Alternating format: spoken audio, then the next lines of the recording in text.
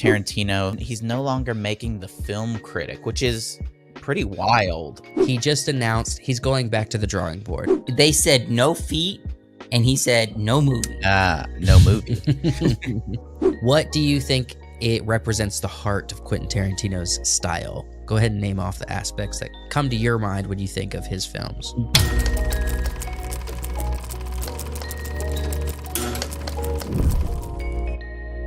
Hey, welcome back to the Wise Works podcast.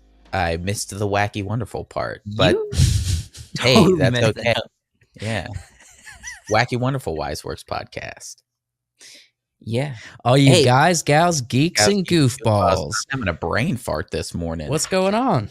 Do you guys appreciate Bradley Cooper? Yes. Yeah, sometimes. I think we don't appreciate him enough. Why? Yeah. How's he underappreciated? I watched A Star is Born last night. A Star is Born. And it was funny because I was watching it in my room, and Wyatt, I could hear him from the couch going. I was not whistling at all last night. That's a lie. You whistle all the time. Unintentionally, you're probably working on the podcast while you're whistling one of the songs that was playing. I can assure you I was not. Okay. Well, we're gonna about it? What because it's not important. Besides Bradley Cooper's awesome in it, what about it? I'm just Bradley Cooper in general. I'm not saying specifically that movie, but just let's appreciate Bradley Cooper. He's like done A Star is Born, and even though it had flaws, Maestro was a pretty, cinematic movie. He's also plays Rocket. He's done a lot. Hangover. He's played American Sniper. Excellent. He's done. Hangover. You're getting hung up on The Hangover a little bit. No, it's a good performance from him in The Hangover. Limitless, A-Team. Limitless. He had an appearance in Sex and the City. I wouldn't know that other than It's a small Denzie's portion. watching the show. He's not huge, but he also plays in War Dogs as the salesman for the ammunition, and he plays that role so well. Mm-hmm. Yeah. So let's appreciate Bradley Cooper a little bit. All right, Silver Lining Playbook. Yeah, I'm here with. He's a okay. He's a good actor. Yeah, freaking definitely top 30 actors. Definitely. Probably top 10. Who knows? I mean, he's starting to creep up on one of my top 5 probably best directors. Okay, that's pretty. He's a Do you good think director. is there a role for Bradley Cooper, be it in a film you'd like to see made, or a film that has already been made that you think he would do very well in? Like would he have been, for example, would he have been a good Harvey Dent? He could 100% He play could. Harvey. I think he would have been a great Harvey Dent. Mhm. I think Once he goes Two-Face, I'm not just saying this because of like his interaction between Lady Gaga and him in Star is Born, but I would have liked to see him do some kind of directorial debut in like the Joker movie. Like, I think he would be able to tell that story just as cinematic and fun. Wait, you're saying you wanted him to do a Joker movie, another one? Direct it, not film it. I mean, not be in it. But I know I would like to see He's what not he a would do with. Joker. He's not the Joker. I'm saying like him direct the second Joker. He's movie. talking about I would like to see what he would do with it. You're How saying he you would direct want it. Bradley Cooper to take it from Todd Phillips and direct it. No, he's Sure, I am. That kind is of what he's saying saying. no. Yes. He's saying he'd like to see his version of it. Yes, What that would look like. yes, It's the same thing I was asking what he would look like as Harvey Dent, what yeah. he would look like as, I don't know. What's another good character he would be able to play? You know what really frustrates the crap out of me? Mm. There are so many different Jokers in cinema history, and the one obvious one, the one that everyone thinks is obvious, the clear choice has never been casted. Who? Willem Dafoe. Andy Samberg. Willem Dafoe. Wait, Willem Dafoe's old though. He's not It's one Andy to do that.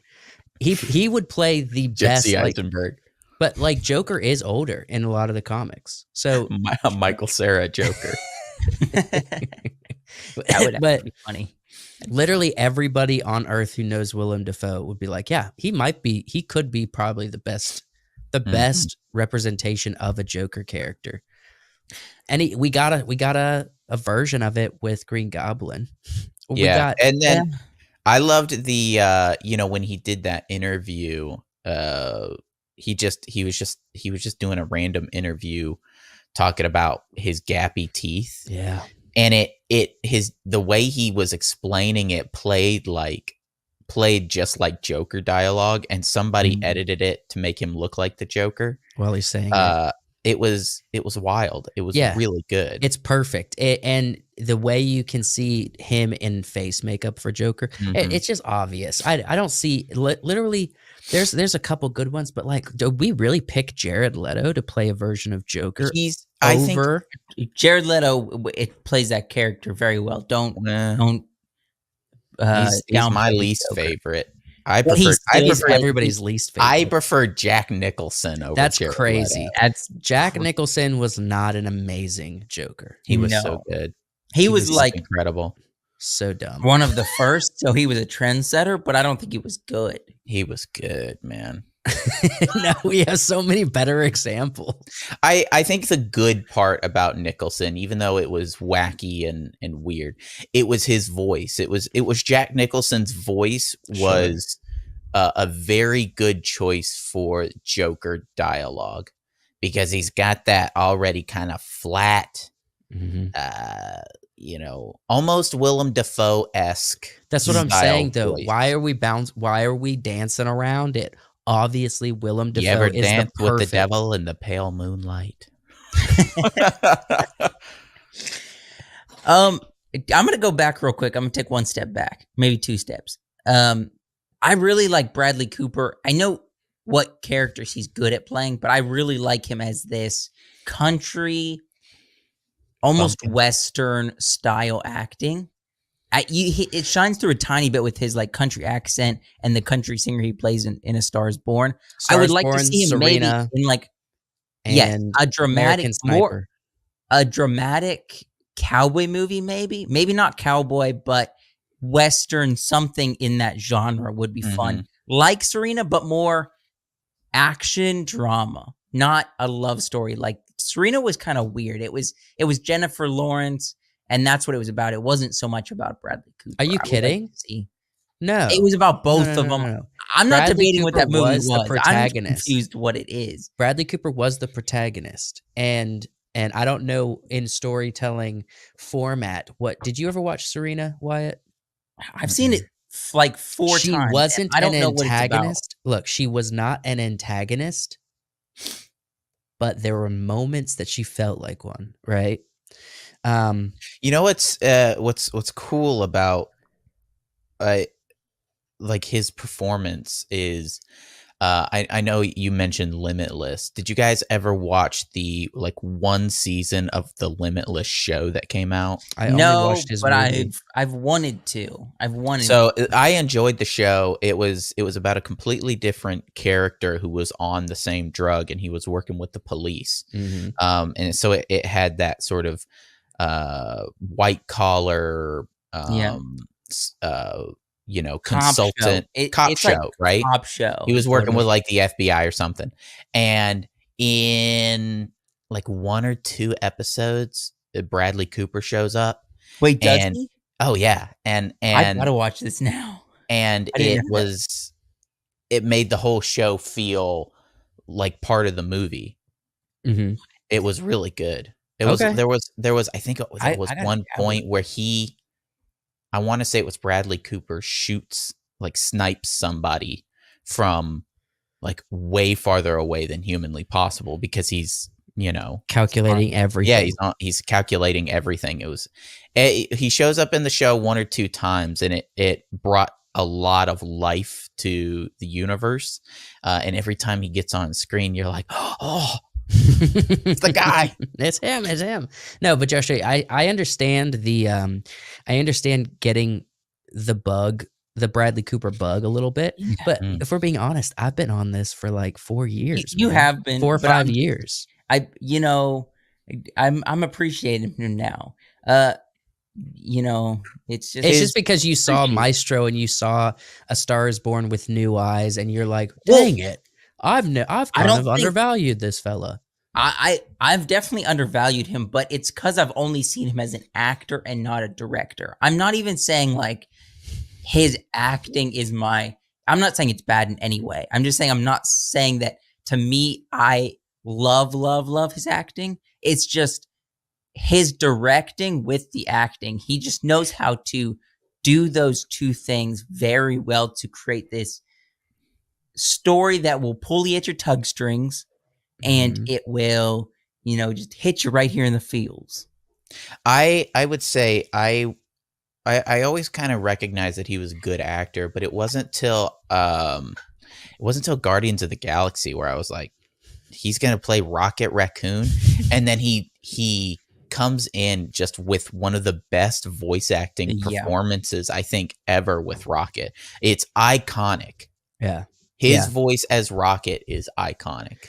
Well, another thing that's notable for Bradley Cooper is that he is kind of the only director that Steven Spielberg constantly sings the praises of. Yeah. If you see an interview where Steven Spielberg's talking about directing or something, like there's a good chance he's going to bring up Bradley Cooper. Steven Spielberg was going to do Maestro. Yeah. And he told Bradley Cooper, you don't just need to, you don't need to just act. You need to direct this film. So Steven Spielberg literally said, I'm not the right director for Maestro. You are, right? And Steven Spielberg loves Bradley Cooper and his directing. So if that holds water, Steven Spielberg's one of the greatest directors in cinema history. So yeah, if he's singing the praises of him constantly, I think that it's noteworthy, right? You know, another actor I don't think gets enough credit is John Malkovich. Okay. From Bradley Cooper to John Malkovich. Okay. I just love every time John Malkovich is on screen. I love him too, even though it's every time he's just John Malkovich. Yeah. No. What did I watch him recently in? Well, okay. For one, I didn't know he delivers his lines, and what's funny is that's just how he talks to people in real life. Mm-hmm.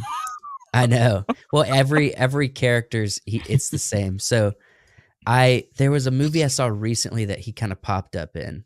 I can't remember it, but get my agent on the phone. I want to be in this film. I think what was the movie that he was younger in? Empire of the Sun, right? Was that it? Freaking, I didn't know he was in that, but whoa, freaking awesome in that movie. He's young in that one. Yeah. I'm trying it's to almost I always thought as a kid, I thought that the hobo ghost in Polar Express was John Malkovich. Oh yeah. But really? I think he just looks like John Malkovich. Just kind of. But played by Tom Hanks. Yeah, played by Tom Hanks. I can't remember what I'm not seeing the movie, but I recently saw a film where he kind of like showed up in for a moment, and I was so happy to see him. There is something special when he comes on screen. Every time he comes on screen, I'm kind of happy. You're like, oh, upwards. But I'm happy now.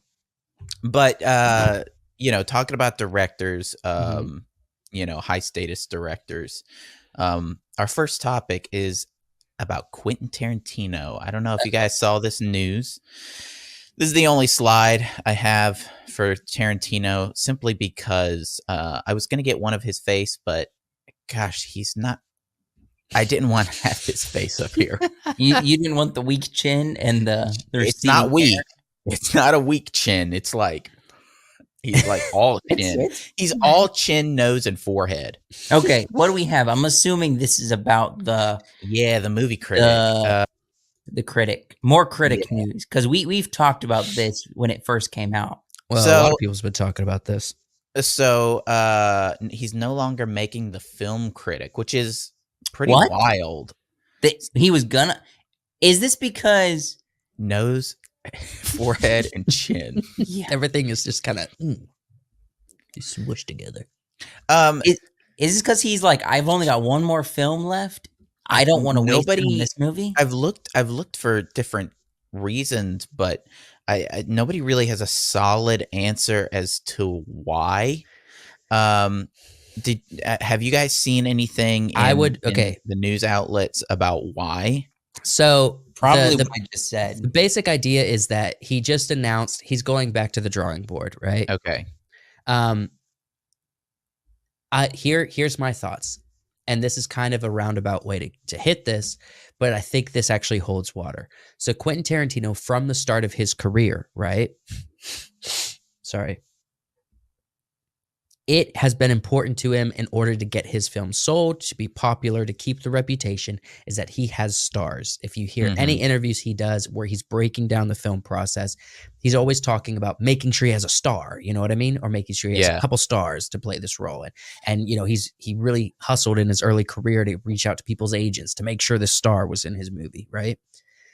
And that's valuable. It sells your movie. It's one of the reasons he is who he is, because he prioritized getting people of note in his movies.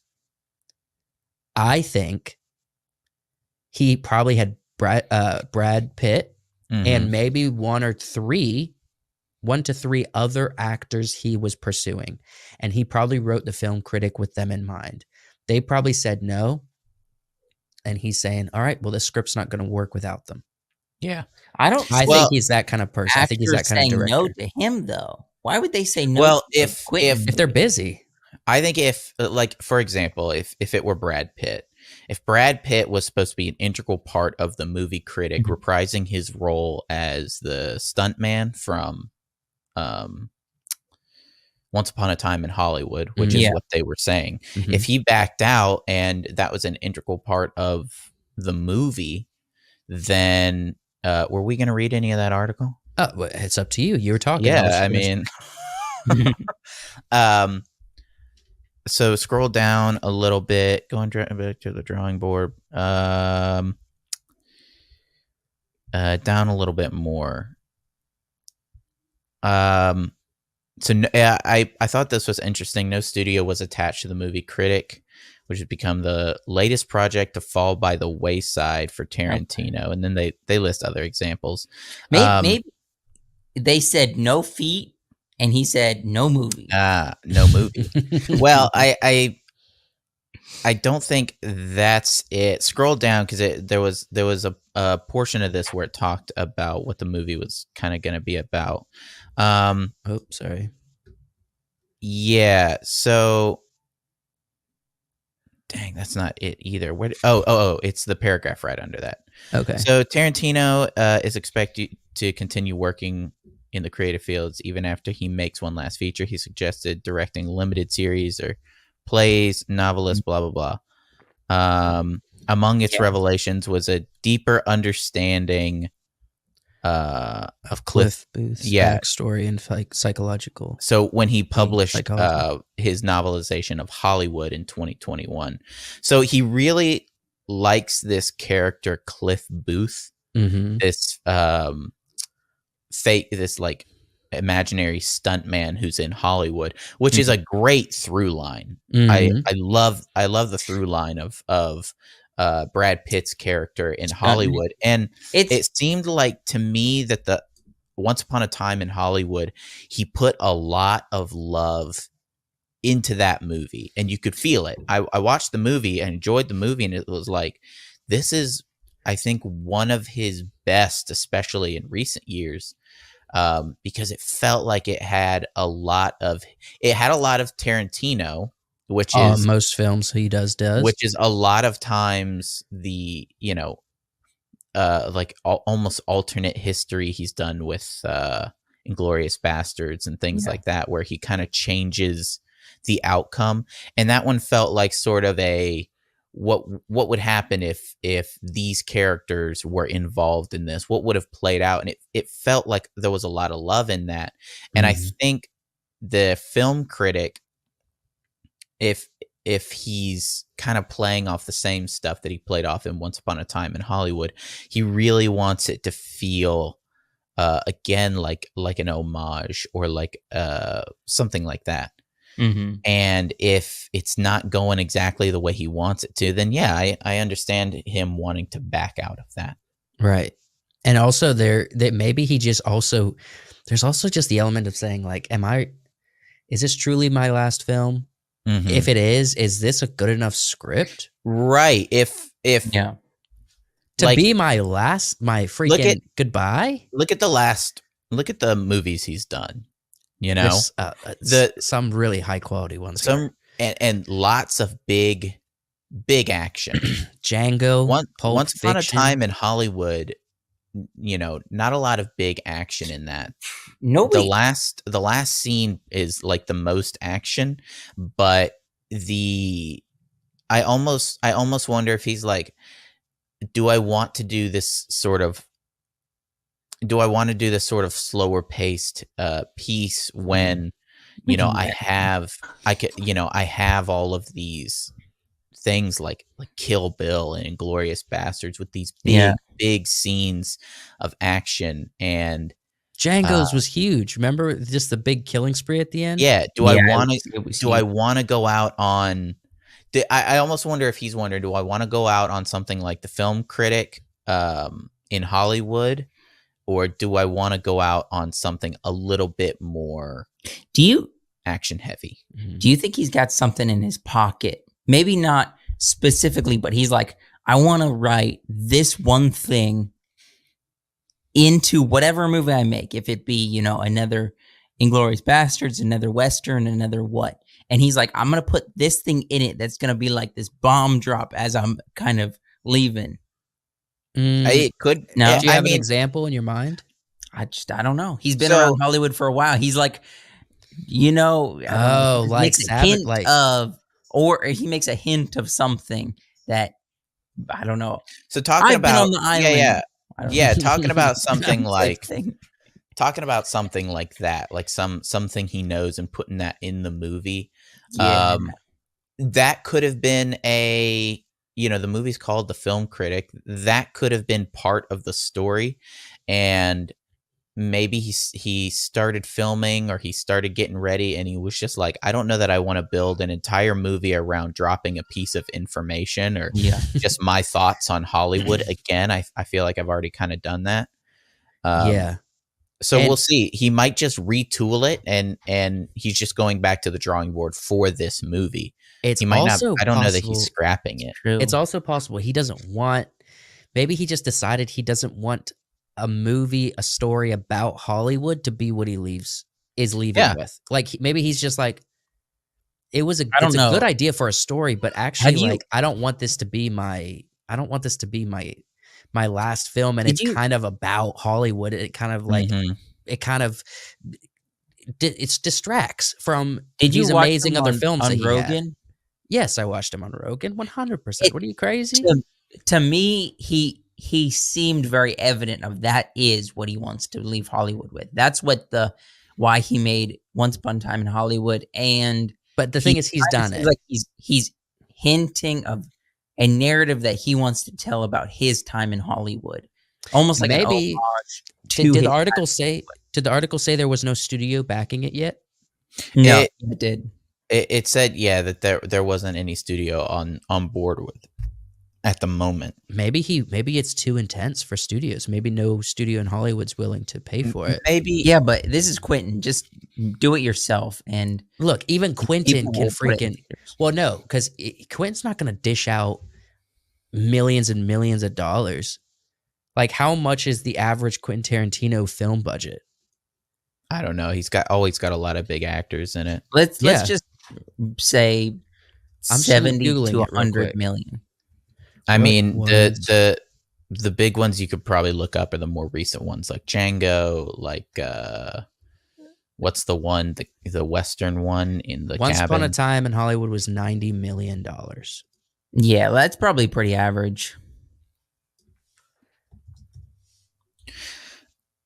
So, Django. Wouldn't it be wild though if his last movie, 100 million, was Django? Was completely different than all of the other ones? I mean, I know they've all been different, you know, you go from something like Jackie Brown to Inglorious Bastards, but what if he just, if I'm talking like completely different shooting style, editing style that feels Like we very lost the soul of no, Quentin Tarantino. no, like I feel like it would still feel like Tarantino, but it would be a different movie altogether. All right, from your guys' perspective, one at a time, please. Mhm. What do you think it represents the heart of Quentin Tarantino's style? Go ahead and name off the aspects that you come to your mind when you think of his films. Dialogue heavy, conversational based stuff Mm-hmm. with an aspect of drug use, an undertone of drug use, because he likes to tell those two things. So constant drug use, long Constant drug use dialogues. with dialogue heavy communication, if that makes sense. Okay, Mm-hmm. long dialogue scenes, a lot of drug use. All right, Wyatt? A sort of almost, I would say, a sort of irreverence for classical filming style. He's always sort of taken a unique stance Mhm. to how he films things, and going outside of the box, almost to the point sometimes where it's like, and not going outside of the box, using the stereotypes of filming, but ramped up, like the zoom, like a zoom in shot is never just like, you know, a zoom in. It's always a real big zoom in. Yeah. You know, a panning shot is never just a pan over. It's always like, oh, whoa, super pan over or something Very like dramatic. that. Very, very dramatic with the way that he films things. So, almost taking all of those things that you learn about filming and just ramping them up to 10 to be like, you can film like this too. You can make things extremely dramatic. And then also, you know, you just film it well as well. I think the things that he done, you're kind of, when I think of his movies, you're right, there's aspects for all of this, but I do think that, in my opinion, the Feet. biggest aspect is feet. It's gonna be one. outside of the box, and you're kind of touching on it with like subverting what traditional filmmaking has. Maybe not outside the box, but maybe outside of the shoe. Definitely. I gave you guys both time to explain your thoughts, and you guys are just leaning into this. Mm-hmm. Well, also, I think this is a good and bad, but it has precedent, is pretentious. A little bit. He can be pretentious, and you see that come through in the filmmaking and in the movies. Mm-hmm. Which, you know, it's anytime somebody's like, oh yeah, this is a Quentin Tarantino movie, it's because of that. And I think that can be good and bad for audiences. What were you saying, Joe? Sorry. I was just gonna I was gonna explain some cinematography stuff, and then I was gonna end with a Sam Jackson commonality joke, but that's all right. Just give us the Sam joke. Jackson is always, he's in every one of his movies, I feel like. Yeah, he's missed about 4 or 5 of them. Which one is he not in? Is he in? He's not in Inglorious Bastards, is he? I don't think he is. He's not in Kill Bill, right? He is in Kill Bill. Okay. Briefly, very briefly. He's the piano player. Was Sam Jackson in? I actually still have yet to watch Once Upon a Time. Was he in Once Upon a Time? I just watched it. There's maybe. one. There's at least one of them where he's not in the film, but he's like the narrator, I think, of the film. Is he the narrator? I can't remember if that's Once Upon a Time or not. The notable ones are obviously Pulp Fiction, Django, and Hateful Eight. Those are the notable ones that he's in, right? Where he's taking big roles. No. Jackie Brown. Yeah, he he's a big Right. role. In Okay. Jackie He's a Brown. big role, and it's so different from Samuel Jackson. It doesn't feel like a traditional Samuel Jackson. He's not in the credits of. He's not in the acting credits of Once Upon a Time in Hollywood.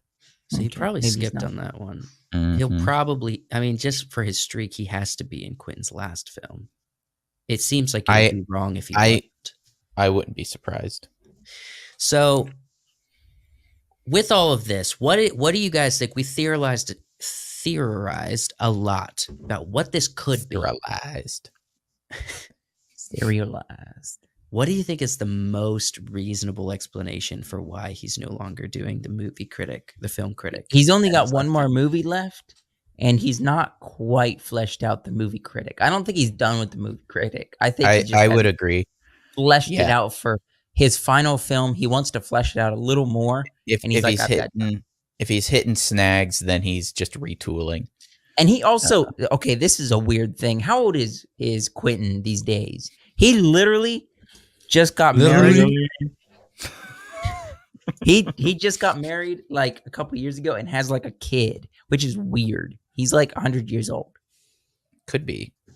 I mean, that could be an aspect, but he's 61 years old. Okay, that's not as old as I thought. But he is granddaddy. No, he's not a granddad. He's a dad. Granddaddy age. But he's a dad. He just became like a dad for the first time like 2 years ago. That's what Hollywood will do to you. Yeah. So it just wasn't a good fit for his last film. He's hitting snags. There wouldn't be this much press around it. There wouldn't be this much attention if it wasn't for the fact that he's like, this is my last feature film. 10 movies. If this wasn't the last one, we wouldn't be too upset being like, oh, he's pivoting. He had a script and he's changing it. Now it's just because we're all on the edge of our seat being like, how are you going to end this crazy career you've had? Mm-hmm. That's why we're on the edge of our seat. Yeah, that's all I had for this one. I wanted to ask you guys the member. Oh, sure. Thank you, Pamela McGovern, for being a YouTube member. She has chosen to go to Wiseworks Studio, hit the join button for $3.99 a month. She gets perks. The kind of perks she gets is she gets the pre-show that's exclusive to Patreon and YouTube memberships. She gets podcasts like this a week early. Comes out on Monday rather than Fridays, right? She also gets watch parties that are exclusive. She gets her names in the end of credits of podcasts and videos, but she also gets a personalized shout out like we're doing right now. Pamela McGovern, you and your support means a whole lot to us. And we will never, ever, ever take it for granted. Take it for granted. Take it for granted. Do you guys see there's a movie that M. Night Shyamalan's coming out with called Trapped? Did you guys see that trailer? I did. I have not. I didn't watch the whole thing. I missed it. I'm not excited for anything M. Night Shyamalan. Why? Nothing? He's either so old and really good Knock at the Cabin both put a sour taste in your mouth? Yeah. Okay, no, his stuff is either really good or really bad. He always leans towards. I wouldn't say anything he's done is really bad.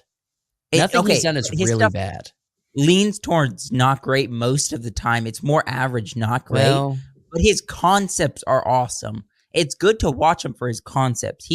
There's something up there in his ticker that he's good at storytelling. He just can't flush it out. No, I think he's flush it out.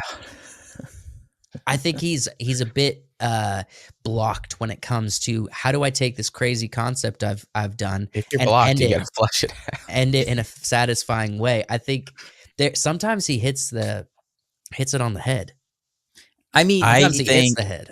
I think Old specifically was a good movie. He just didn't quite plunge out the idea and get what he wanted with Old. It could have been a better story. Don't laugh, Wyatt. I just had a hit the head joke, and you overlooked it. It didn't have anything to do with the flushing. Doesn't matter. Keep going, Wyatt. Continue talking about M. Night and talk about so look, I agree with what you're saying about concept, but I don't think you can't when you come out of a movie, you don't go, that was a good movie because of the concept. Everything else was crap. You can't categorize that as a good movie. Like you said, the concepts are interesting, but the execution is poor. And it really feels like he's flushing a lot of these ideas. It's sure. I mean, yeah, yes, that is true. He just needs to sit with an idea a little bit longer. I know you're not supposed to linger on these things, but I don't think it doesn't matter how long you're sitting on an idea. I think what matters the most is how is he executing this ultimate experience. And like with Signs, it was a good execution, right? Yeah. With even The Village is an idea. It just was a little bit weird. Right. I like The Village. I like The Village too. I like the way it ends. It's got a lot of holes, but again, I like the concept for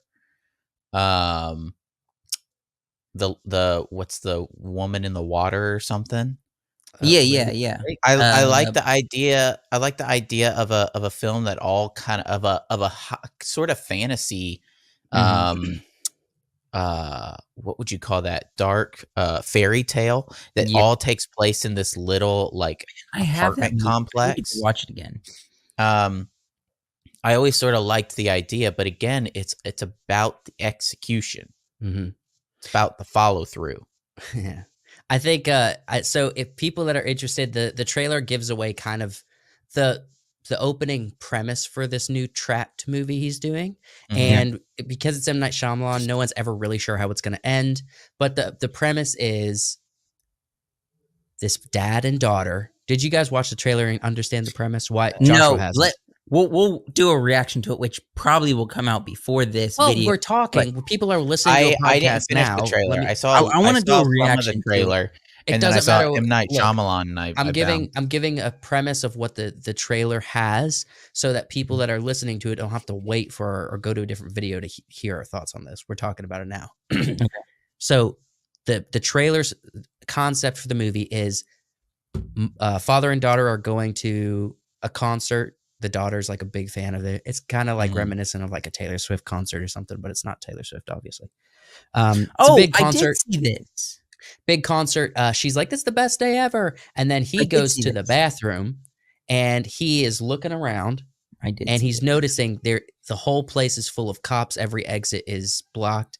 He asks one of security, like the guys who do the metal detector, what's going on? And he said, "You know that serial killer that's been cutting people up?" He said, "They got a tip that he's going to be here today." That sounds like perfect M. Night dialogue.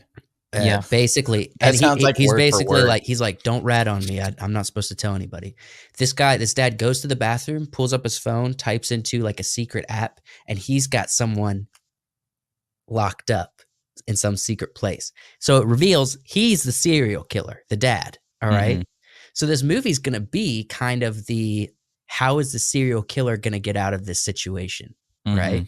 And how does he stay under the radar? Now, that's the premise. There's probably going to be a crazy M. Night twist that we don't know about yet, but that's what the trailer has given us, right? Yeah. I'm just by knowing M. Night and watching his stuff, my guess is in the trailer we see the dad, he's the killer. But really, he's not the killer. The killer is blackmailing him to do something else. It might be a little bit more complicated than that, but that's possible. It's not impossible. The real killer is blackmailing him.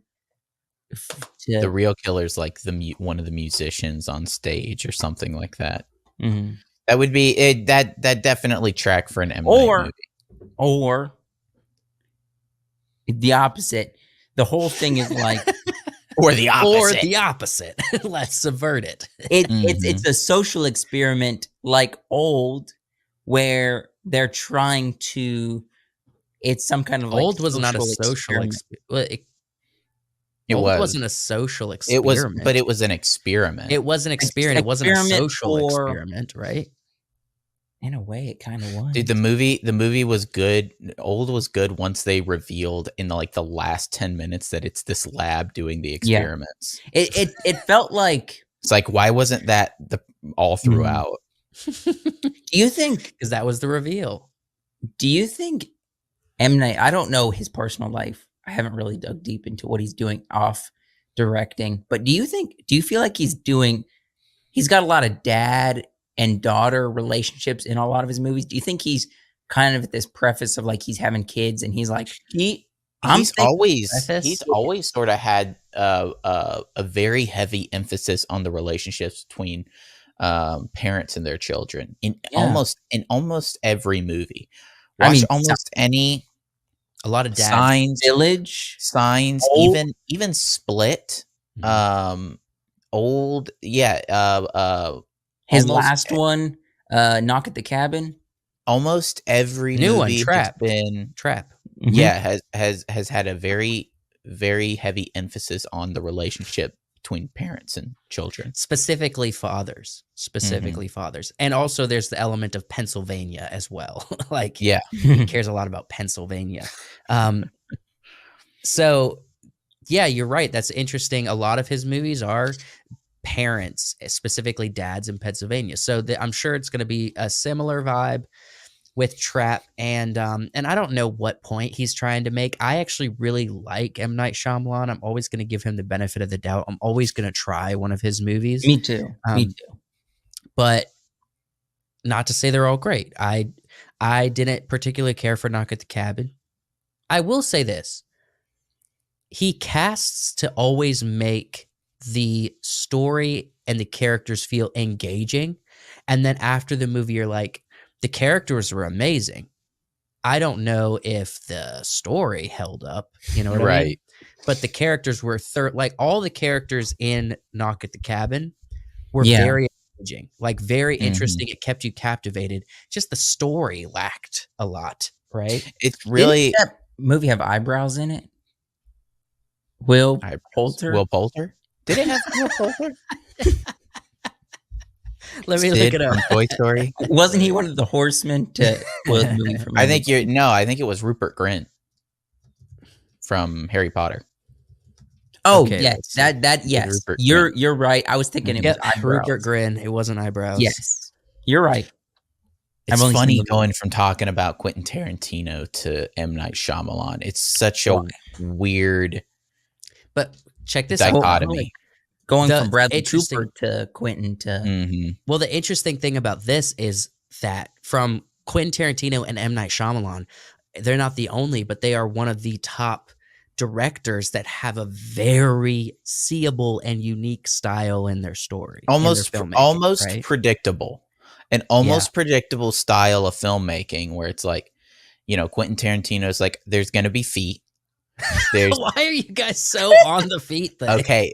There's always going to be feet. There's always going to be feet. Sure. There's going to be feet and it's going to be weird.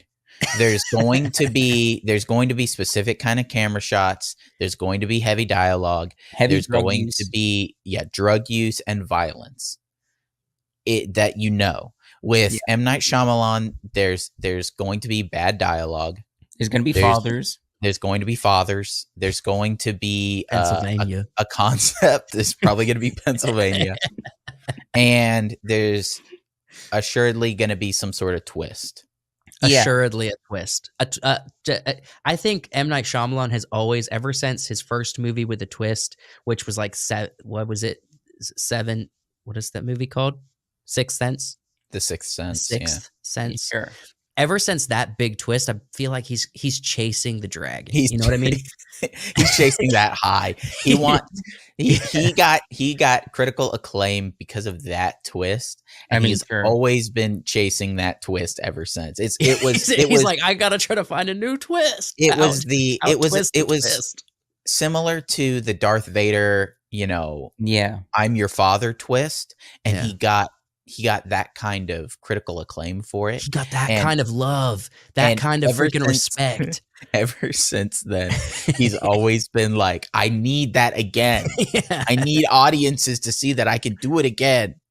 And I don't know if any twist has come close.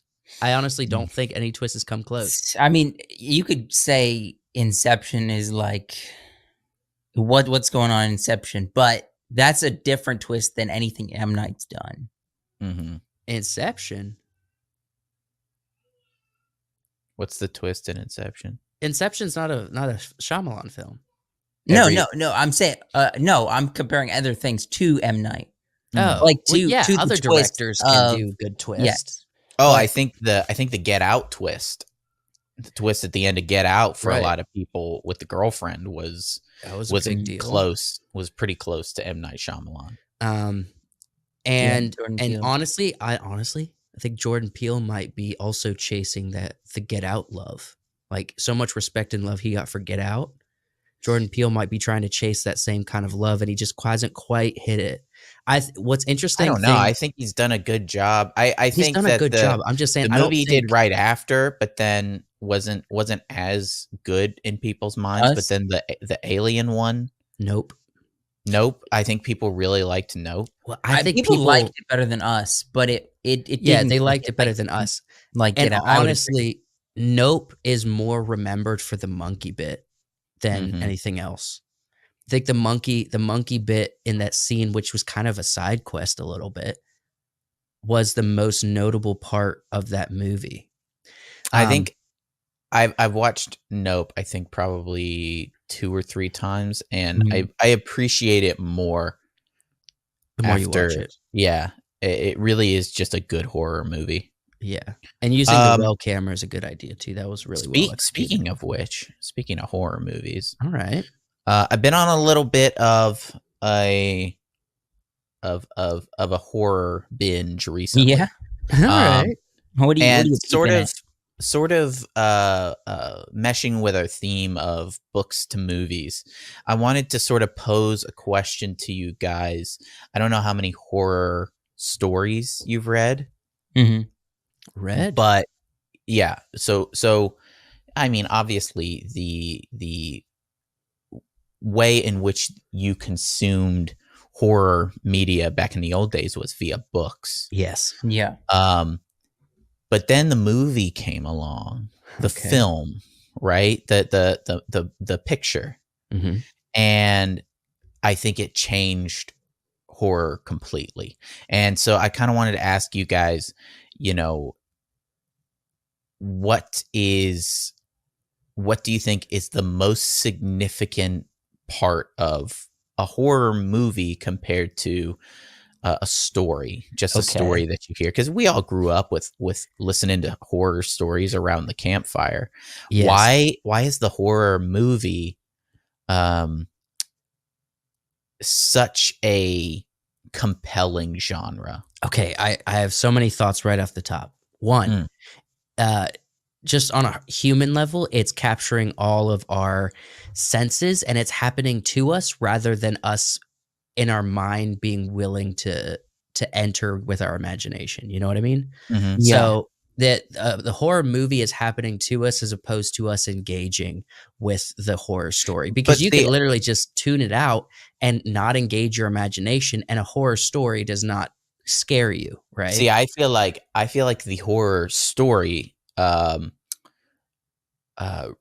if told correctly, sticks in your brain and actually makes you feel horrified of the things in the dark, right? So Mhm. you're saying what's better, the book or a movie? Well, I'm not necessarily saying what's better. I'm saying what are the big differences? Because like I said, I think the story itself, when you read a really good horror story, because you have to imagine it, Mhm.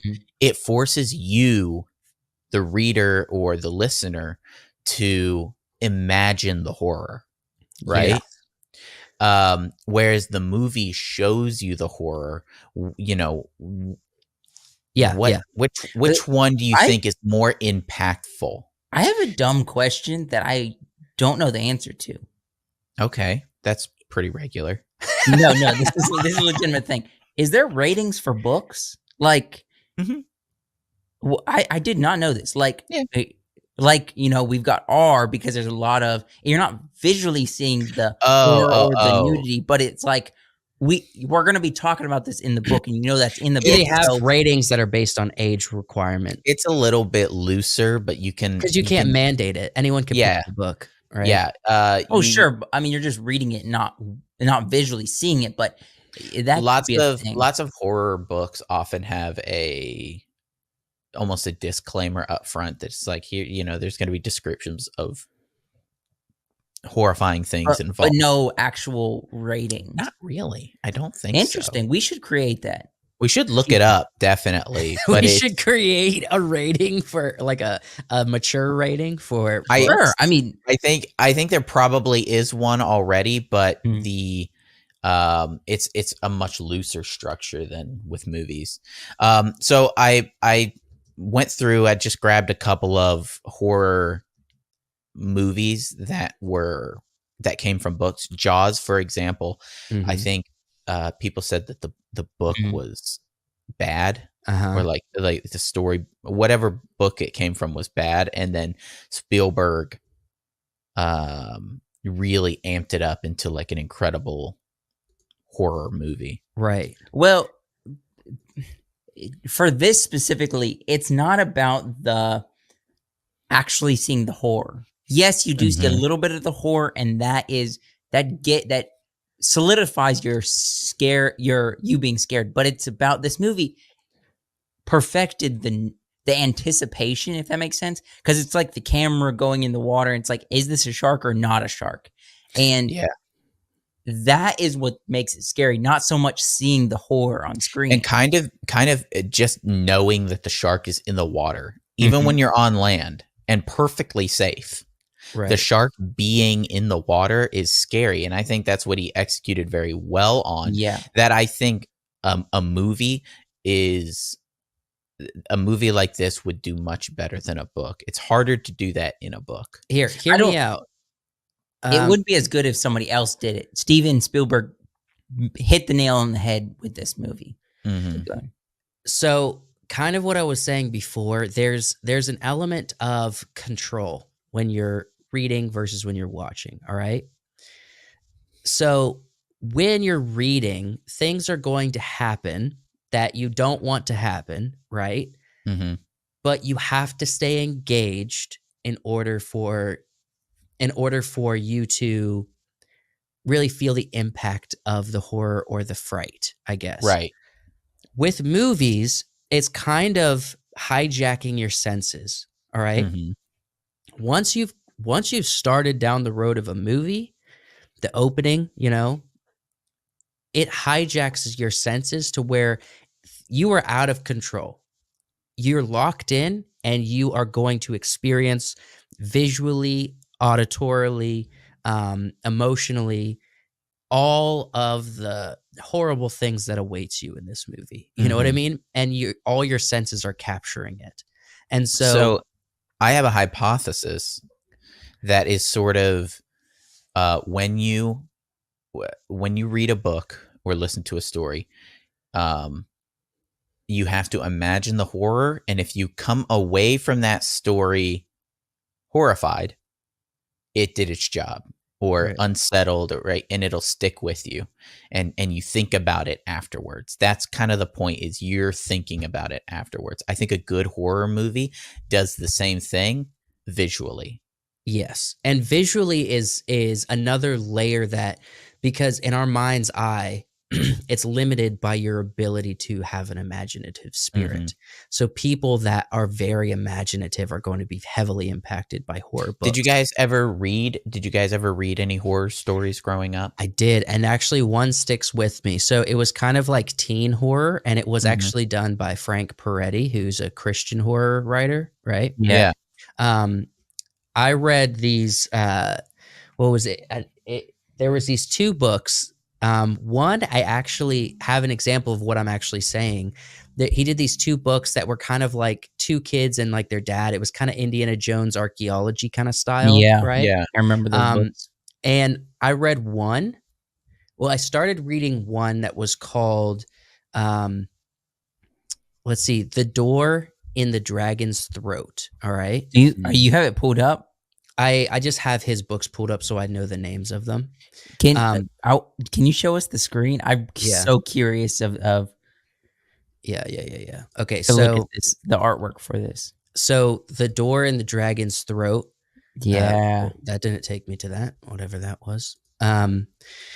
But so it's this book right here. It's kind of small on the screen. Yeah, can you just zoom in on your screen? No, So we don't have freaking. You're, No, oh, Yeah, we you got have it. on your We laptop. got you the got image. it. Yeah. Look, I thought so you- this Right there. one, You can look it up for yourself. this one, I did not engage my imagination. Okay. Mhm. Mm.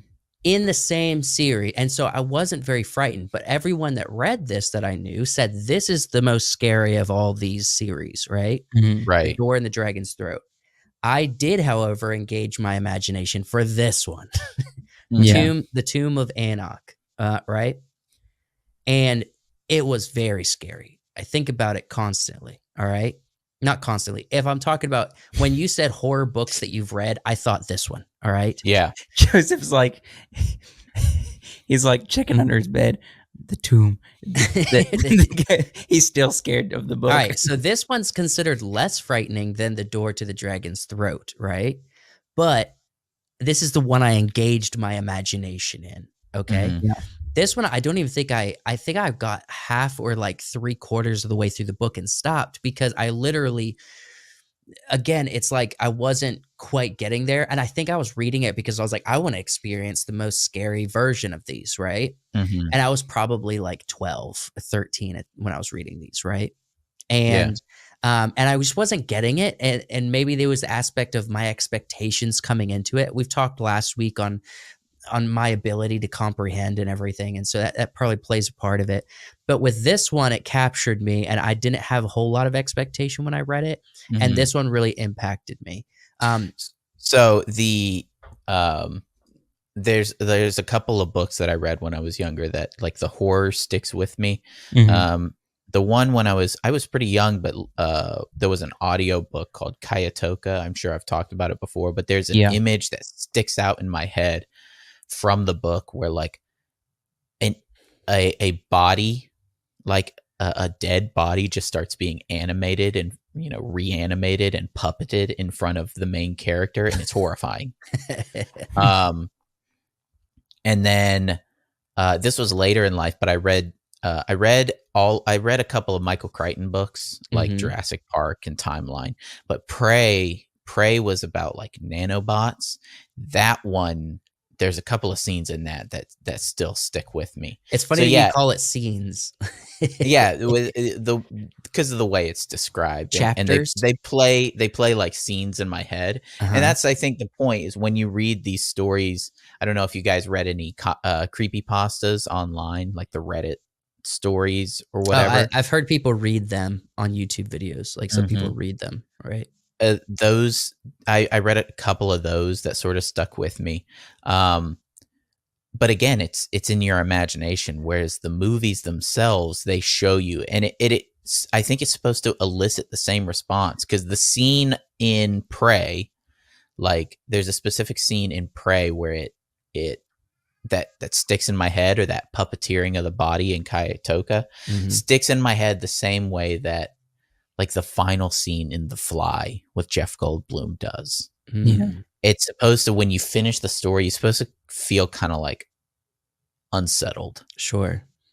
And I think the two big horror movies that did that for me recently were The Fly and The Thing. Yeah. You've been Say watching horror The Thing, movies? like Mhm. how many times have you watched The Thing? I've seen The Thing so many times by this point. It, and Alien too. When you come away from the movie feeling like unsettled, Mhm. Jurassic Park, Mhm. same sort of thing. Well, I actually haven't read all of these books, so I can't take the movie and the book. I haven't Mhm. consumed them both and compare. All I could do is just theorize. I mean, obviously there are a lot of horror movies that just do not work, and I think that's the danger. Like you can talk about, like if you read a book about Annabelle, right? Yeah. Yeah. I think if you're engaged, Annabelle as a book can be a lot more effective on your imagination and frightening than the movies was. And there's that element of kind of what we said with Jaws. There's the element in movies that if you showcase the horror too quickly, or you showcase the horror too early, or with not enough oomph, it becomes like the hidden monster is so much more scary than the one you can see. Right. Yeah. Or I think A Quiet Place did it really well. That the monster is just so unbelievably deadly. Yeah. It's such a threat. It's so fast that you are on edge. And I would say it is horrifying, but there's almost just, again, it's always, even Netflix kind of quantifies it differently. The thriller genre and the horror genre. You know what I mean? Yeah. And I think there's they obviously blend together, but like we were talking earlier, M. Night Shyamalan has always landed in the thriller as opposed to the horror, right? I think a good horror makes you like characters and then kills those characters. Takes them away. Yeah. That's what's supposed to be horrifying about it. Right. And a thriller is kind of A Quiet Place, where you do care about the characters, and maybe they will escape, maybe they won't. But like Jurassic Park, Crichton does this in a lot of his books, where he sets up a cast of characters and then kills them off in unique ways. And that's I think a fun part of horror. But both these first two movies were Spielberg. Yeah, Spielberg. He was really tapping into the horror genre back in the day. It put him on the map, and Jaws put him on the map for sure. Do you have more slides? So it is totally different book than it is a movie. Oh yeah, which absolutely. I would have to say, when I watch it, I am more, and probably because I didn't watch this young. Maybe I'm a bit desensitized, but when I watch both of the It movies, I'm not scared at all. Right. I am, however, impressed cinematically and visually and everything that they're doing with it. The modern ones, obviously. What's his name? Is it Bill Skarsgård, or who's the Skarsgård? Yeah, that Bill. Yeah. Bill Skarsgård scares me as a human more than Pennywise does. That he does as the Pennywise. And this one, I think people remember it for the movies. People remember the movie portrayals of it and are kind of like the book, whatever. There's a lot of weirdness to the book, right? Yeah, but it's the movies for these ones that do the trick. Which the first one really does a better job than the second one. The first one, because the second one's about adults interacting with this. The innocence of the children is what makes the first one so creepy and so I just listened to a story recently playing off the innocence of the children. Yeah. Like the whole first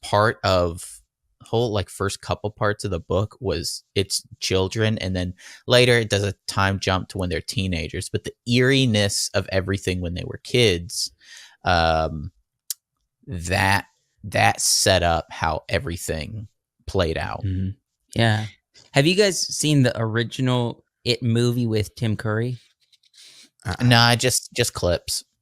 A lot of clips. I would love to go back and watch those because Tim Curry's an interesting dude, and I just want to see him play Pennywise. I've never seen it. This is more just a critique of the story and the film side of it. But like with the It movies, I think the thing that the audience finds so frightening is the clown, right? Is Pennywise. However, the story is about it becoming the embodiment of your fear, right? Yeah. Isn't it like an alien essentially? It's like a demon from another planet. Kind of thing. The choice of like the personalized embodiment is Pennywise the clown, but it becomes multiple versions of fear for whoever it's interacting with. It's kind of like a boggart or whatever from Harry Potter. Right. And so I will say this, because they're trying to create the story, they're developing these characters and what they're afraid of, it becomes kind of not hokey. It just doesn't become frightening. So when it becomes the embodiment of the young girl's abusive father, right? That all of a sudden you're not as frightened of it anymore. You know what I mean? So it's not personalized to you. It's not personalized to you, but they have to do it for the character development. But then you lose the fear side of it. I think a good horror story, if you set up your characters really well and their fears really well, and you get the audience really invested in the characters, then the things that they are scared of, you will be scared of. Yeah. That's true. I don't feel like the story did that for me, the film, but it's might have for other people. Was this like the other slide? Because I want to talk about another story. I don't want to cut us short, but I want. There is one more, but like just real quick, capitalizing on that idea of setting up what people are scared of. Jurassic Park does a really great job of setting up the danger of the raptors. Oh yeah, from the very beginning. You see the guy get pulled in. You hear the noises. Alan Grant is a raptor expert. He knows how dangerous they are in theory. Yeah. And then they introduce Muldoon, who's like, I think they should all be killed.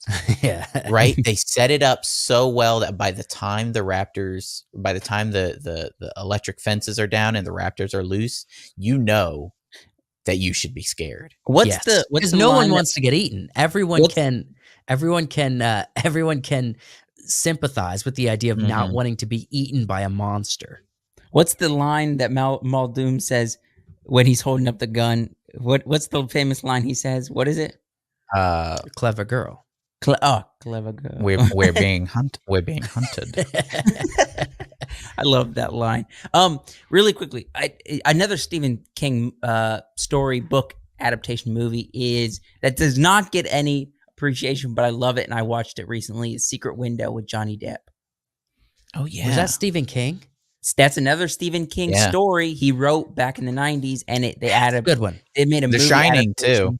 Yeah, The Shining gets all the love. The Shining, yeah, that's why I didn't include it here. But The Shining book and The Shining movie both leave you, by the end, coming away horrified in very different ways. Right. Yeah, I've heard The Shining is a different book also, though. I'm curious how different Secret Window is compared to its book. I've never read the book, but I love the movie. Johnny Depp. Yeah. What's the last slide in here? I think I had 4. Dracula. Oh yeah.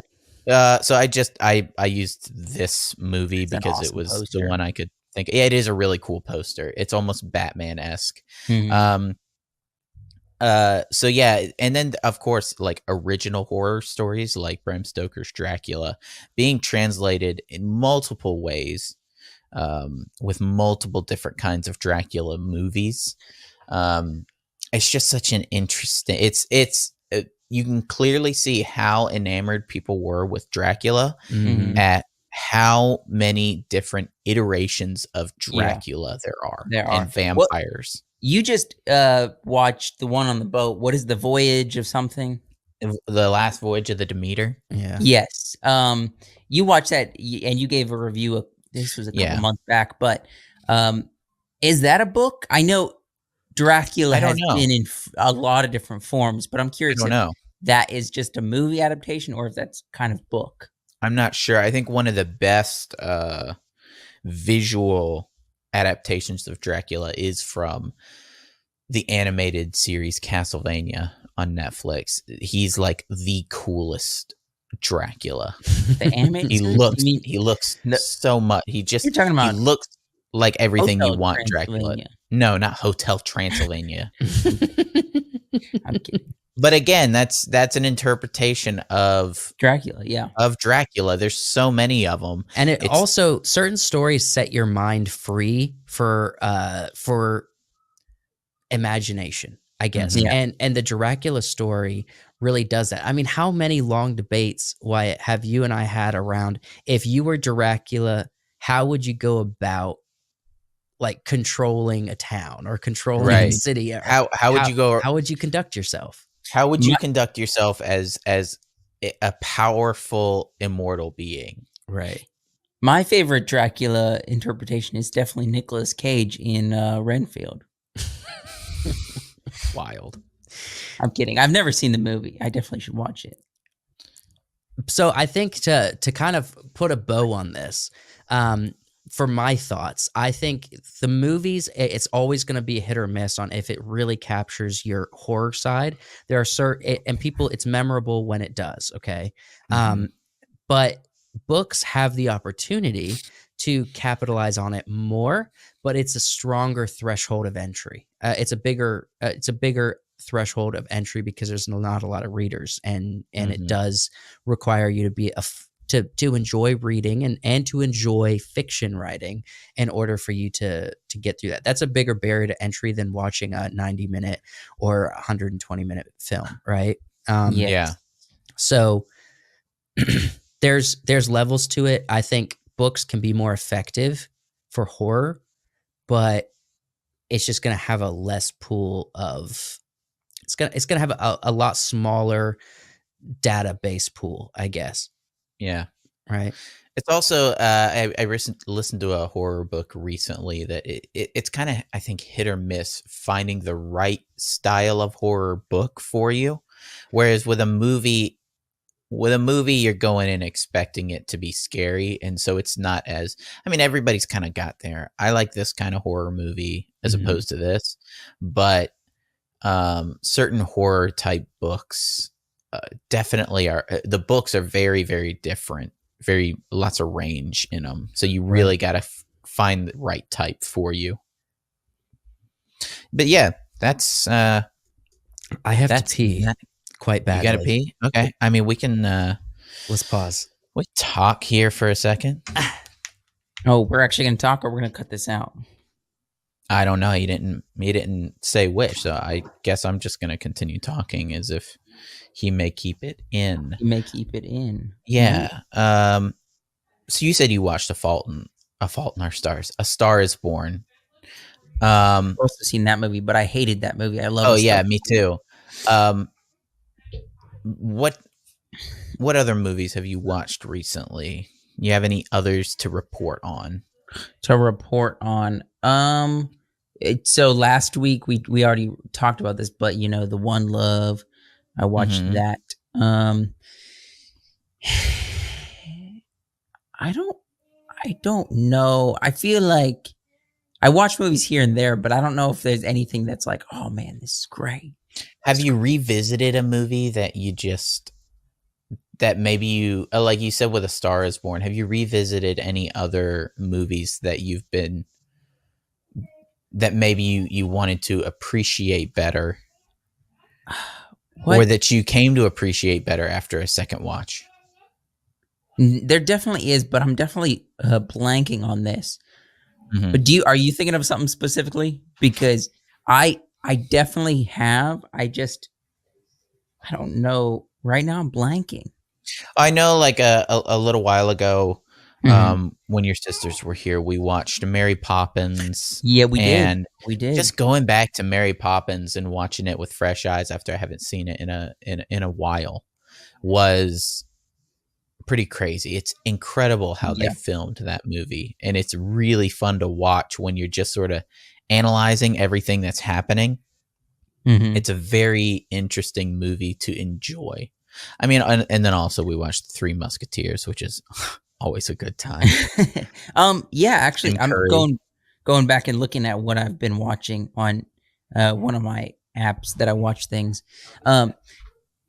This is gonna get us talking, and I Mhm. don't mean to set up too much, but No, go for ahead. some reason, I've been going back and watching some of the DC films. Okay. The DC films that I only really watched once. Batman I've versus done that. Superman. Yeah, I I've, did that a I've only while really ago. watched them once. I watched, Justice League, Mhm. and they're not that bad. There is some hokey parts of it, and it's a little bit unrealistic when they make them too powerful. But I don't mind them, and I don't know why they got as much hate as they did. They just, Mm.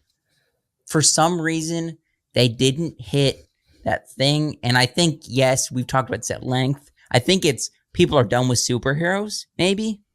I But think it's I think people are done with everybody needs to have their take on superheroes, like, you yeah, know, Zack Snyder has to have his take on Batman and his take on Superman. Yeah. Whereas something like The Dark Knight or all of those Batman movies, it's about Batman. And I think that's why people really hold it in such high regard as the definitive Batman movies, and the Matt Reeves Batman. I think people like, because it's like, this is just Batman and Gotham and the villain.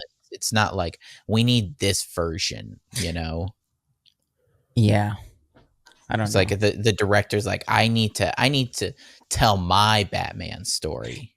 Right. That's what I've kind of dabbled a little as bit a second fan viewing ficky. here and there, because I've only seen those movies like once when they came out, Mhm. and now I'm watching a few of them, not all of them, here and there again, and they're not that bad. I'm tired of superheroes, so I agree. See, but I think it really comes down again to like directors. When you have IPs like this, it's like the director's like, I need to see my vision of this character. It seems like every director since Heath Ledger is like, I need to see my version of the Joker. The Joker, yeah. Right? Because the Joker sells. The Joker sells. But I don't think everybody needs to have their version of something. Just make Peter Jackson did it right. It wasn't his version of Lord of the Rings. It was the version. It was how can I best put to screen what is in the book. Yeah. Right. So it was like I need to see my version of Aragorn. It's interesting that you say this, because Facebook is trying to do their version of ChatGPT. Yes, that's a decent segue. I saw the opportunity I thought we agreed the person who is. But I saw the opportunity and we did. That's why it was halting. The producer of the podcast gets to move things along. That was a good segue, actually.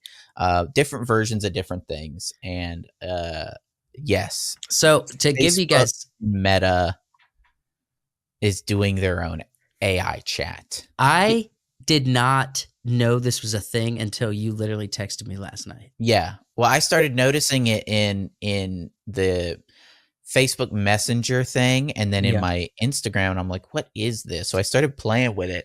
And so Meta has created their own AI chat, and I think they're still Do we have a name for it? Meta AI. I'm pretty sure that's it. Is literally it. They're still training it, I think. Yes. But it's very interesting. It's very fast.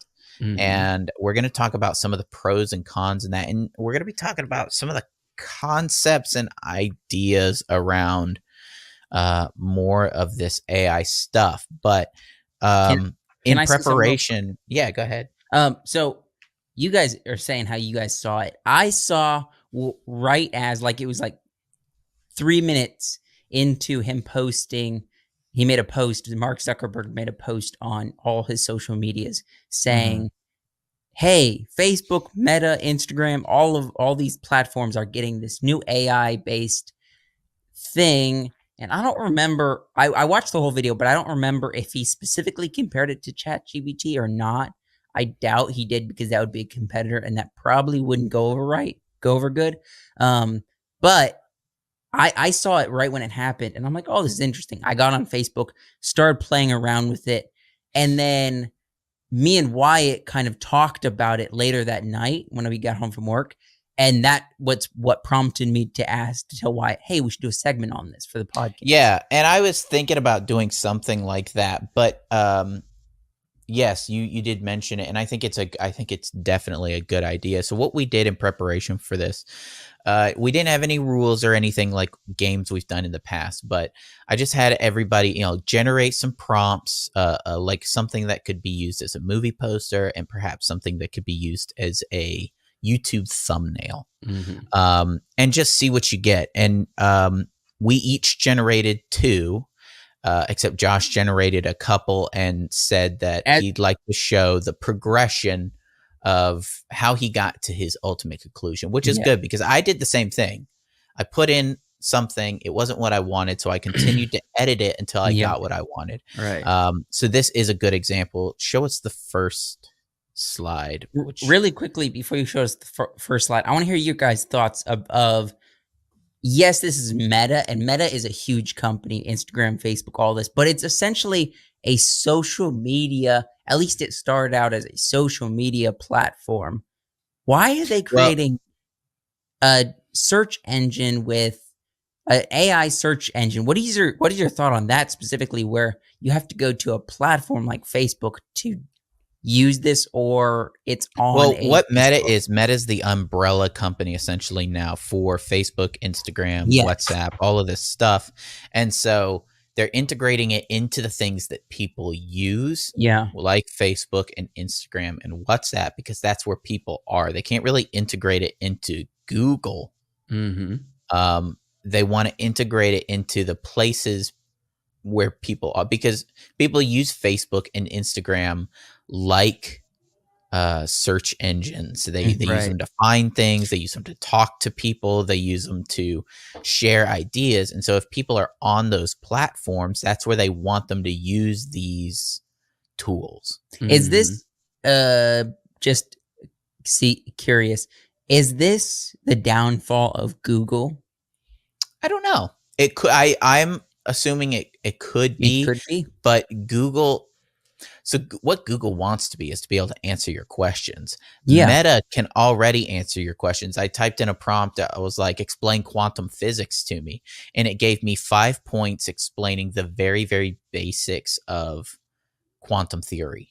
Yeah. And you did And- that with ChatGPT as well. The biggest thing is that AI is not fully there, so it's not always correct. In fact, more times than not, there are details that are incorrect when AI is giving you the answer. Well, Yeah, and they've already had some issues, I think, on a Facebook page where people were talking about it in a chat. I think the Meta AI claimed to have raised a disabled child. Like, that's a strange bug. And then it apologized. And then when people were upset, it apologized. I don't remember his name. Joseph, you might be more be able to give more information on this. Joe Rogan had an AI. I don't even know what his title is, but he's a doctor in AI essentially. He's been working for 20 years on AI based stuff, and he said specifically with what you guys just commented, if AI does not have the answers for what you need, it has a prompt in it most of the time that it will give an answer even if it's not right, if that makes sense. It has to give an answer. It can't just be like, I don't know that. And that kind of goes with Meta's AI that they've integrated. I think they've created some kind of things where I think because it's part of a company under the span of Meta, they have created, I think they created backdoor things where if you put anything legal, like some of my prompts, I was saying, create a movie poster with Joaquin Phoenix as the Joker type thing. And it was like, it will not give me this. And I know we've talked about this in the past, a lot of the AIs won't. but this Meta one feels a lot stronger about that. It was constantly telling me it could not do things because I think Meta as a company, since this is under or on Facebook and it's under a company, they're very leery of, they're creating a lot of legal structures with this search engine. Yeah. So, well, let's go ahead and jump into the first couple slides are going to be Josh's, showing sort of the progression of what he got. Okay. So Joshua, take control here, Joshua. Show us your first slide. Okay. So I first will start with my movie poster. So I said, give me, let me pull this up because I'm going to actually pull up exactly what I prompted here. I think this is an interesting photo for a lot of reasons. I'm guessing, were you specific with the Joker? Okay, yes. So this is what I put in. Can you create a movie poster about Joker and Harley Quinn? And this is what it gave me. This is And the I first. find that interesting because this is uh face paint is close to Joaquin, but this is very much looks like Heath Ledger. Yeah. Yes. Heath And Ledger's It's Joker. mixed. I didn't say specifically. I just said movie poster, and that's all the prompts I gave it. And the cartoon, the Harley Quinn is very much like cartoon Harley Quinn. Mhm. Yes. And I didn't mind what it gave me. It didn't look bad, but to me, it didn't look like a movie poster. So Mhm. I said again, I said, use the exact same photo as before, but add a title for the movie and who's playing in it. So I was trying to give it a title and some kind of credits, Yeah. for like a movie poster. And And now then, this one I think is interesting because his face is much more Joaquin-like. Mhm. yes, he does look more Joaquin. Mhm. And you notice, and this is the theme for most of my stuff. Why is the words cut off? Is this Yeah, the way? I've seen that a lot as well. Is this the way that Facebook has to send you the photo of this is how it's going to be cropped? It has to be cropped in this specific. You have to be. dimensions? So what I learned is that you have to be more specific with word placement. You have to say, put the words, put these words and put them here. Mhm. Even Okay. if you say put them in the middle of the screen, it'll often put them at the bottom. Yeah. But they will be less cut off, which I It know. disobeys. Yeah. Which I noticed in a lot of these things. This AI is different from like the one we've used in the past. Bing takes a very, very almost literal interpretation of your prompts, right? I like it better, though. If you say, give me a wizard in brown robes casting a fireball, it will give you basically that image. If you start getting specific, it'll get real literal with it. It won't add a ton of extra colors. It won't do a lot of other stuff. This one, I've put a lot of prompts in with like, give me sketch style, give me watercolor, give me shadows, give me ink blots. It doesn't do very well with those. No. With those things, but it gives you the picture very, very fast. Yeah, Mhm. I just right off the bat, this is kind of like, if this is what you want to know by watching this video, spoiler alert, I liked Bing Image Creator better than this. There's still a lot of bugs, and there's a lot of things that this, like I said, there's a lot of back end stuff maybe Mhm.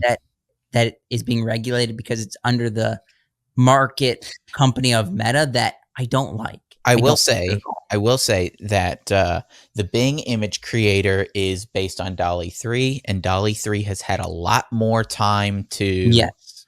a lot more development. It's been around for a long time in terms of AI. Yeah. And so it's had a lot more time to get very, very good at its job.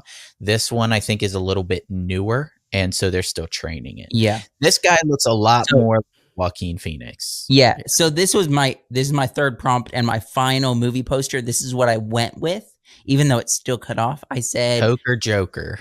do that again, but don't cut off the words. And it still cut off the words, even though I told Yeah. it not Well, to. it made a lot of words here. It made a lot of words. So we Right. have Joker and Harley It says Quinn. Joker, and Harley Quinn. Toker. It says Toker Joker and Harley Quinn. No, Joker's wild. Joker, and Harley Quinn. Joker's yeah. wild.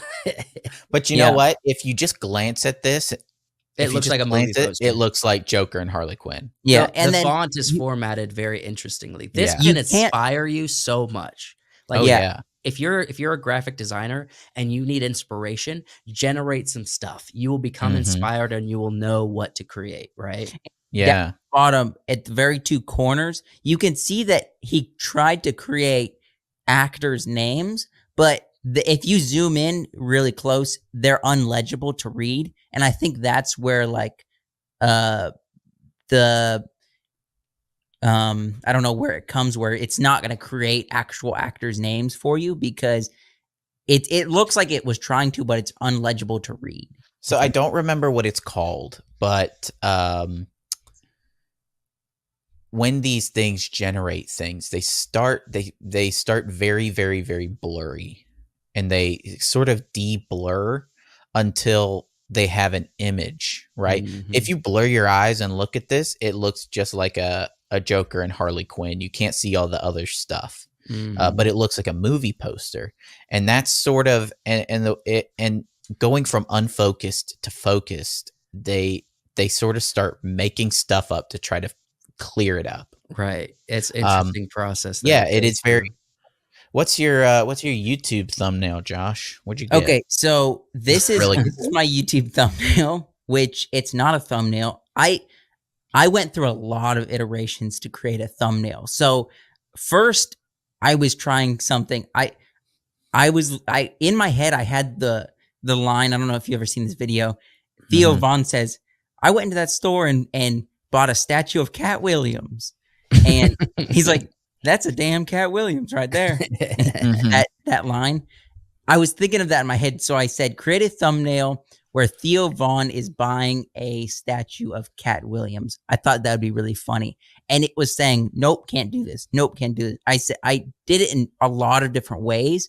I was like, create a Theo Von, Cat Williams, this. It kept saying, no, it could not do this at all. It wasn't going to use the likeness of a real person. Yes, I think that's what it was. So that's where I came across a lot of stuff that it wouldn't do for me. Then I changed it and said, create a thumbnail of Joker and Harley Quinn. And I didn't add these photos, but I have 2 other photos that it created. And I was like, these are just photos. I want a thumbnail. And I said, no. Yeah. To create a thumbnail, and it wasn't giving me this. But I think this is really great for thumbnail concept. Like, yes, I mean, we've already experienced in our own thumbnail creation using AI to help create things that you as a layman in art or visuals would not otherwise be able to create. And I'm going to point that out a lot on my thumbnail. Yeah. And then the last thing, so I just said, can you create the same picture and add some text that says, still a better love story than Twilight? That was kind of a meme that was going around for a while. And I don't know if you can read it. This is kind of covered up on my screen. Let me pull it up. It says, our love story is better than Twilight. Is what it says. Than Twilight. Yeah. Than Twilight. But it got that in there. It's in there, but the phrasing is weird. Yeah. It took some creative liberties. Yeah. But this is what I have. It's already changing the meta for for YouTube thumbnail creation. Yeah. And it's going to change it for I think poster creation. I think poster creation is still going to take a significant, you're still going to need to have a significant hand in exactly what you want to create with a poster for a movie. But this is doing a really good job. Right. Yeah. Who's next? I believe yours or mine is up next. Okay. So poster first, then thumbnail, right? No, they're in the same. I was originally just going to have 3 slides, and it was going to be, it's both of yours. So, all right. So the one on the left is my thumbnail. The one on the right is the poster. And so the poster was first draft. I didn't have to keep regenerating. It pretty much captured a good version of what I wanted. To get that style, however, I didn't prompt a style name. What I did is I said, make a movie poster in the style that many, or something along the lines that is from the movies posters from the 1980s. All right. And it gave me this really cool art style that looks hand-drawn. It's reminiscent of Indiana Jones. It's reminiscent of like the hand-drawn ones of Star Wars, you know? Yeah. So is this supposed to be like Indiana Jones capturing Godzilla? I did not say Indiana Jones. I said a man filming a monster coming out of the water, right? I like it. You did put the prompts, what did you say, old style or something like that? I didn't say old style. I didn't give specific. I said create it in an art style or create it in the style of a movie poster from the 1980s. So That's it's what I said. it's not Indiana Jones. It's a guy from the 1980s. What it is. Okay, yeah. It probably pulled from Indiana Jones poster to give him the hat. You know what I mean? Yeah. I didn't prompt him wearing a hat. I kept it very simple, but I liked what it gave me, and I thought it was intriguing. What's the mix of a monster in the water and a man filming it? Like, that's an interesting mix. I think it created the other. So I did a lot of versions of the thumbnail. Okay. Yeah. My ultimate goal was I needed an extreme face. And I was going off this idea of like, if I was going to create a thumbnail for a baking channel. Yeah. And I wanted to say, like, imagine the title is "This Muffin Recipe Will Change Your Life." Okay. And I did say I want a floating muffin. I want an extreme face. I was going to try to have him looking at it. I couldn't get him to actually look at the floating muffin, no matter what I did. I also wanted kind of one muffin. It gave me two, but the more I went down, it just kept creating more and more muffins. So I actually went with the second version that it created, which is this one. All right. It also How did started you get Josh into this image? I was really surprised. I was like, wow, you did a really good job of kind of getting Josh. I didn't mean to. But I like the extreme reaction. I like the floating muffin, and with a little bit of formatting using Photoshop and resizing and everything, you can make this into a quality thumbnail for YouTube for a baking. So that's really what I went after. And I think, honestly, again, going back to inspiration, even if you can't get it perfect, it is wonderful inspiration. It really is. Yeah. And it's also wonderful element creation, you know? Like that face of this guy with a surprise face, I would use it. I would touch it up a bit, but I would use it. I would also use the floating muffin. I would just make the muffin bigger off to the side and make it more, horizontal. So to fit a thumbnail style, but this is very close to what a good thumbnail is. Wouldn't it be crazy though if you could use this as a template, take a picture of Josh's face and say to the AI, do this with this picture, and it would take Josh's face and do that? I think they do have that. I don't know which ones because I've seen. It would be pretty wild. So like Think Media on YouTube, for a minute when AI generation just came out, they were doing a ton of AI generated versions of the hosts, right? On the thumbnails. They stopped doing it, but initially they were doing it a lot. How do you know they stopped doing it? Because I know. It's a good freaking question. It doesn't. What if it just got so good? What if it got so good you can't tell the difference now? So I didn't give it an art style. It seems like with Bing and this one, there's like a default. If you don't give it an art style direction, it defaults to this sort of photorealistic, but also not, like almost too soft. There's still a little bit. It's almost like you took a real picture and really softened it. Yeah. There's and made still a little bit of lighting uncanny valley. Yeah. So there's even but it defaults to kind of a version of photorealistic, you know. So yeah, that's mine. It's an interesting process. I actually found it a little bit easier to work with because I didn't get any blocks. Well, I'll tell you this. It's easier to work with because the pictures generate so quickly, and you can edit your prompt, you can edit what you're trying to get from it very quickly, as opposed to Bing really takes its time. There's also an element of this that's good for creators to just consider. So a lot of colors can cause your thumbnails and design to be wonky. And for some reason, because it's pulling from art and it's creating art, the color choices that it generates for you can be beautiful inspiration. The contrasting warm colors of the muffin makes it pop in contrast to the blue background. You know? I've noticed that this image creator almost always has some sort of color palette going from one color to another. And like in the Godzilla looking one, it's like orange to blue. Yes. Yes, and it's beautiful inspiration, because if you don't know what color palette to choose when you're starting a piece of art, or you don't know like what's going to be the best contrast but Mhm. still visually pleasing, you could Yeah. sometimes be off a bit. But if you just get inspiration, you could literally copy the colors that it's using in contrast, and it's going to look wonderful. So this is a really really good tool for inspiration and assistance with I'd correct also like to graphic say, like, design. brainstorming. So this being a part of Messenger, I was playing with it with Joe Yeah. last night a little bit, and you can just click at and then hit the imagines, like /imagine, Meta AI imagine.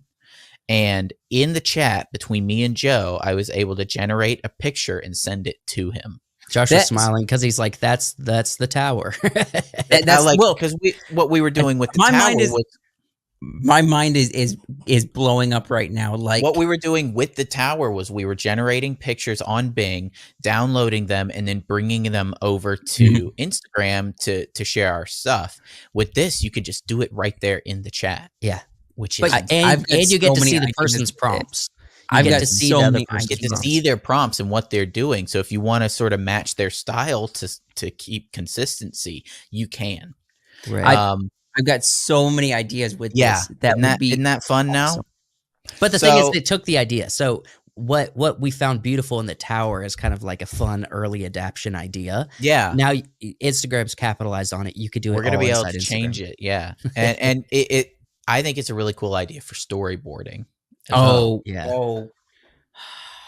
So let's Okay. let's go to mine. I feel like I'm Joseph right now, thinking of when he thinks about wood. Mhm. That's out of context. It's wrong. Like, I'm talking about tree, like lumber. He All likes right. lumber. So this A is good mine. piece of oak. All right. So I like the thumbnail. I like that. so my thumbnail, the prompts I put in here were, give me a modern like a modern camera with too many lenses, on a red curtain background, and in the top left corner, in the top left corner, write the words "too much" Yeah. Question mark. in in orange, like color, right? Yeah. Right. And this is what it gave me, and it First did a try? really good job. This was not first try. Okay. When I had to retool the prompt itself a couple of times till I got this exact image. And the reason I chose this is because it is, there's a word for it, but it's I can't remember what it is. It's unrealistic, Mm-hmm. right? It's something that you can imagine, but you can't draw. Yeah, I mean, you could draw this. You could very easily. An artist can draw this. I can't. Right. But to have it imagine something like this, a camera with too many lenses, right? Yeah. That's perfect.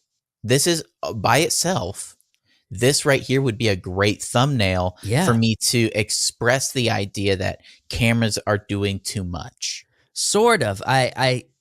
I think people would click on this video because they're like, "What camera does this? Like, what does Exactly. What does it do?" But there's not a camera like this that exists. But yeah, the idea of conveying an idea that's outlandish using an extreme image, and I love it being on the red curtain, Yeah. on this table with a reflection, mind you. Yeah. A reflection. With a on blurry reflection is beautiful. Right. And so I really appreciated that, and it's really cool that you can create something that's wild that you can imagine and use it as a thumbnail. I've seen so many thumbnails in the past where I was like, how did they get an image of like a gun with too many barrels? Yeah. You know, it's like they had to edit that. They had to create that themselves.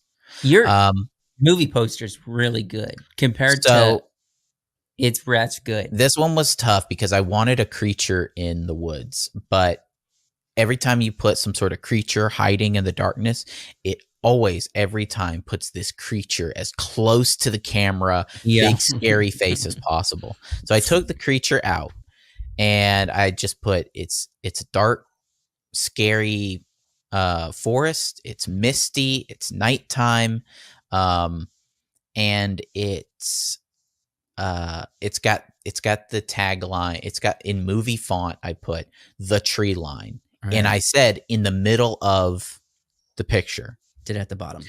There were a ton of them where it was cut off at the top and it was cut off at the bottom. And I finally got this one. This was actually the only one with these gray borders, which look really cool. And the tree line being at the bottom but not cut off. Right.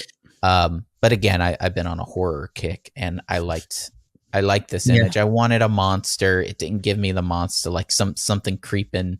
I had an idea in my head of like, you know, the slats in an old wooden house, like an old wooden wall, and like an eye peering through. Sure.